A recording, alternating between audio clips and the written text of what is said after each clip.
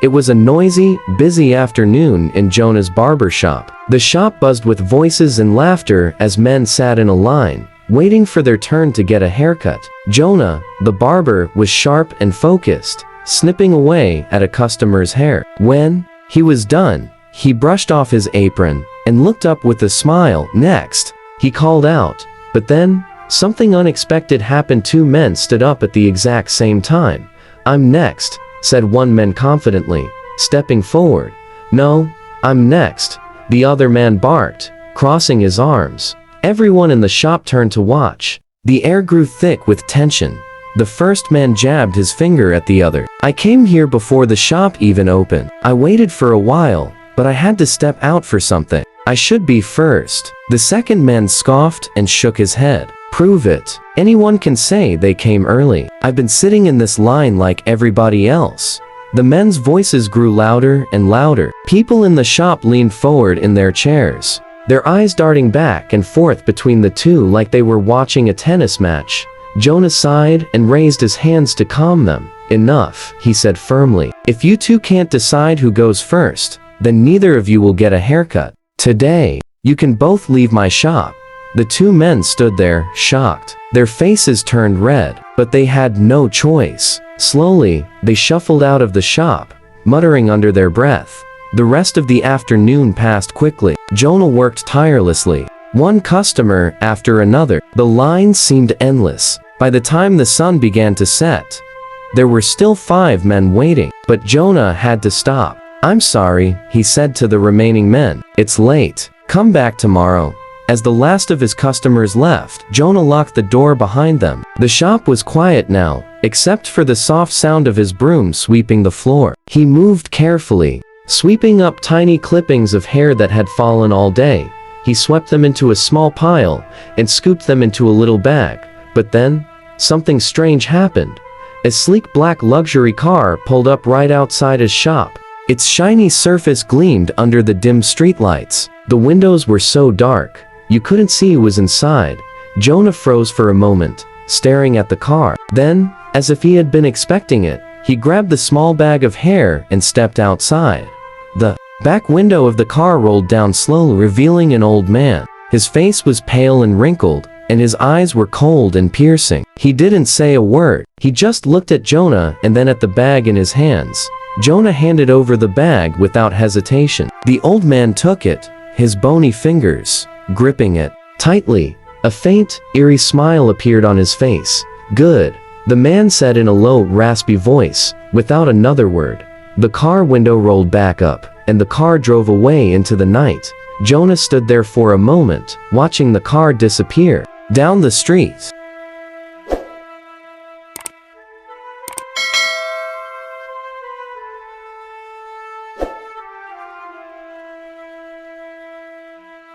Mirondo was a pretty little village. The houses were small and neat, the trees were green, and the air smelled like fresh rain. The people in Mirondo were kind, and the men worked very hard.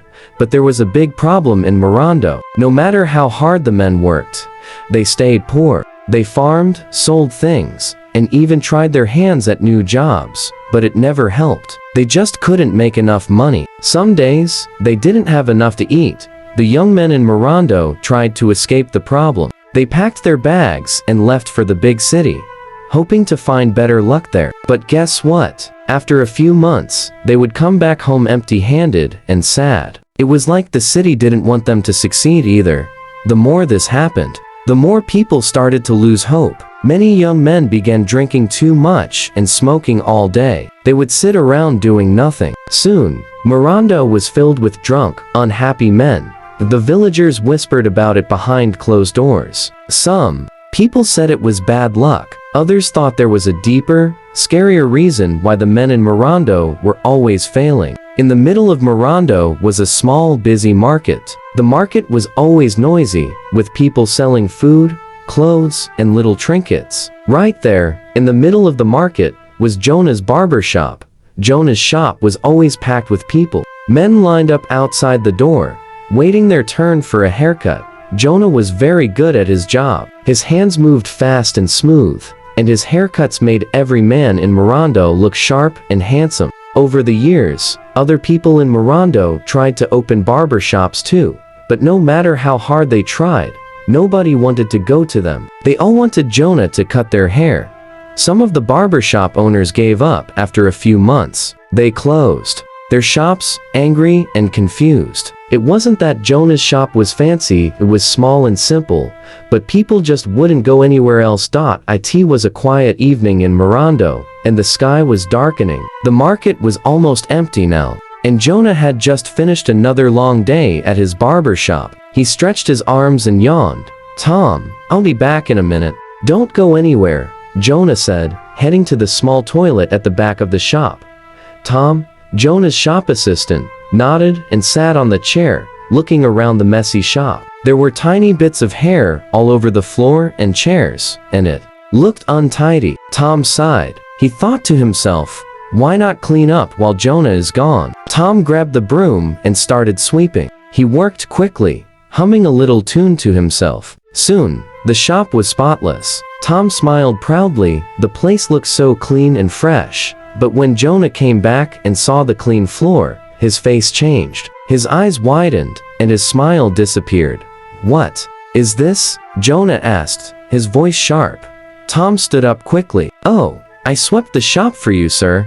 It was messy, and I thought." Jonah cut him off. "Who told you to sweep my shop?" he asked, his voice loud and angry.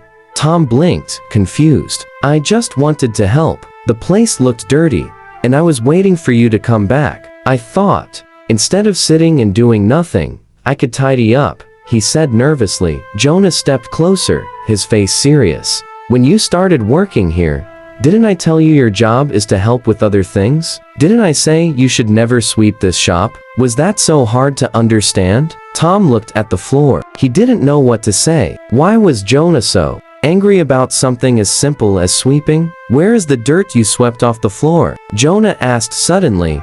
Tom hesitated. It's outside in the gutter," he said quietly. "I'm sorry, sir. It won't happen again." Jonah stared at him for a long moment. Finally, he said, "You can go now. I don't need you here anymore tonight." Tom grabbed his bag and left the shop. But as he walked home, his mind raced. Why was Jonah so angry just because I swept the shop? It doesn't make sense. And why does he always stay late at the shop after everyone else has left? Tom's heart began to beat faster. Something isn't right here. He stopped walking and looked back toward the shop. The market was now dark and quiet, with only a few dim streetlights flickering. Jonah's shop still had a faint glow coming from inside. Tom clenched his fists. "I need to know what he's doing in there. I'll go back and find out." He turned around and began to walk back toward the shop, careful not to make any noise. The closer he got, the faster his heart raced. The village was silent now, and the only sound was the crunch of his footsteps on the dirt road. As he got closer to the shop, he suddenly froze. There, in the dim light, he saw Jonah. He wasn't inside the shop. He was bent over the gutter outside. Tom quickly ducked behind a tree and peeked out. He couldn't believe what he was seeing. Jonah was reaching into the gutter, carefully picking out the bits of hair Tom had swept earlier. He was putting all the hair into a black plastic bag, working fast like he didn't want anyone to see him. Tom's heart pounded louder. Why is he doing that? Why is the hair so important? Just as Jonah finished and tied the bag tightly, a pair of bright headlights appeared down the road. A shiny, expensive car pulled up in front of the shop, its engine purring softly. Tom crouched lower behind the tree, holding his breath. The car's door opened, and a man stepped out. He was tall, dressed in black, and his face was hidden by the shadows. He didn't say anything, just stood there, waiting.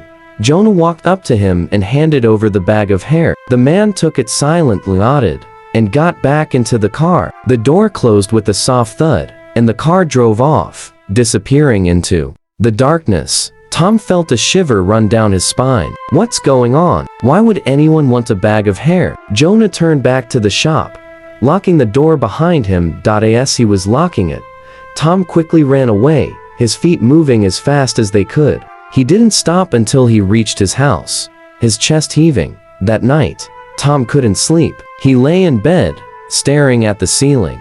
His mind was full of questions. Why would Jonah pack the hair from the gutter? Why would someone in a fancy car take it? Tom clenched his fists. I have to find out what's going on, he whispered to himself. The next night, Tom went back to the shop. The market was almost empty now. He hid behind the same tree watching, and just like before, Jonah swept up the hair, packed it in a bag, and handed it to the same man in the shiny car. Tom watched this happen every night that week. Each time, it was the same thing. He couldn't keep the strange secret to himself anymore. He had to tell someone. After thinking long and hard, he decided to talk to two of his closest friends, Ben and Sam. That evening, just before Jonah usually closed his shop, Tom met with Ben and Sam. Near the shop, he explained everything he had seen. Ben and Sam's eyes widened as Tom told them the story. This is so strange, Ben said, scratching his head.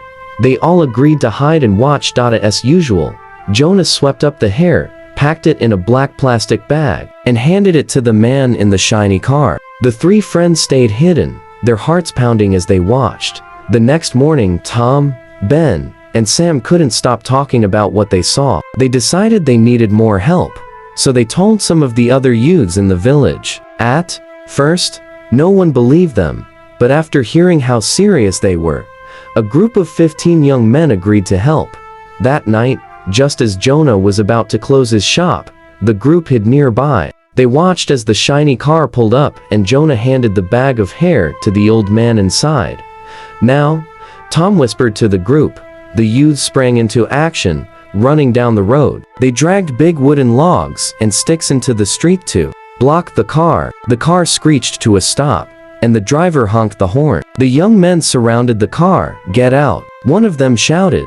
The door opened slowly, and an old man stepped out. He looked calm, even as the youths shouted questions at him. What do you want? The man asked, his voice deep and steady. Back at the shop, Jonah was tidying up, unaware of what was happening. But suddenly, 5 of the youths ran into the shop. What are you doing here? Jonah asked, startled. Before he could say anything else, they grabbed him and dragged him outside. Leave me alone, Jonah shouted, but they didn't listen.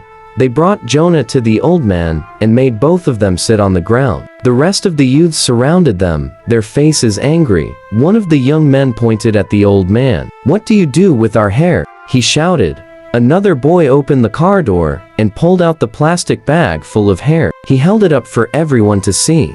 Jonah's face turned pale. He fell to his knees. Please, my brothers, Jonah begged. Let's not do this here. I can explain everything. I'll give each of you 2 million naira if you let this go. But the youths weren't listening.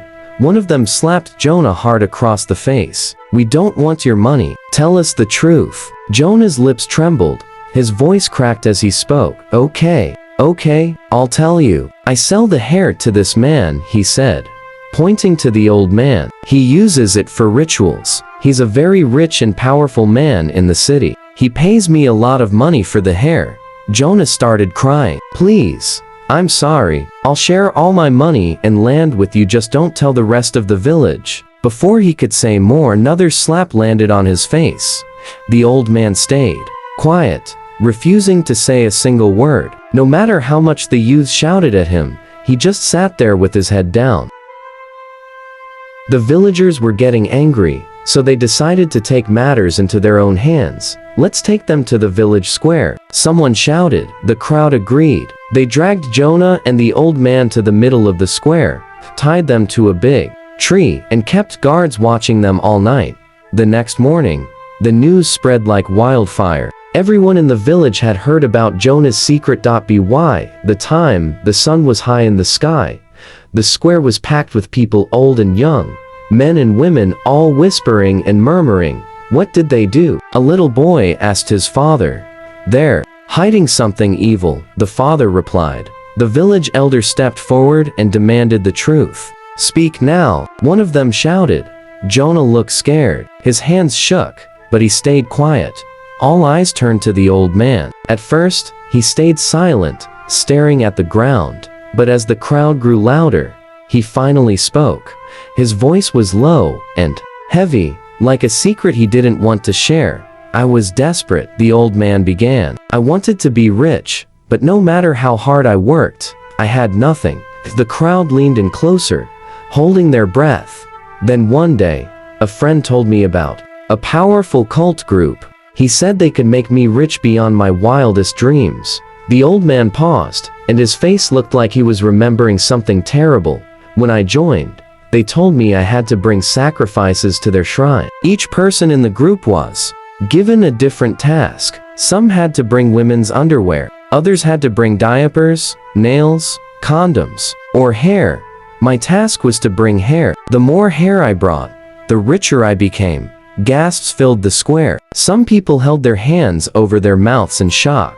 The old man continued, his voice trembling now. One day I met Jonah. I offered him money, lots of money, to collect the hair from his shop and give it to me. He couldn't resist. For 5 years, he's been supplying me with hair from the men who come to his shop. The crowd turned to Jonah, who was now crying. I didn't mean to hurt anyone, Jonah said. I just wanted to make some money. Please forgive me. Keep talking, one of the elders demanded, turning back to the old man. The old man nodded. Every Saturday, our cult meets at a hidden shrine deep in the forest. We bring our sacrifices there. The chief priest says powerful chants over the items, and then we present them to the altar. What happens at the altar? Someone from the crowd asked. The old man's face turned pale. There are pythons, huge, terrifying snakes. They swallow everything, the hair, the underwear, the diapers, all of it.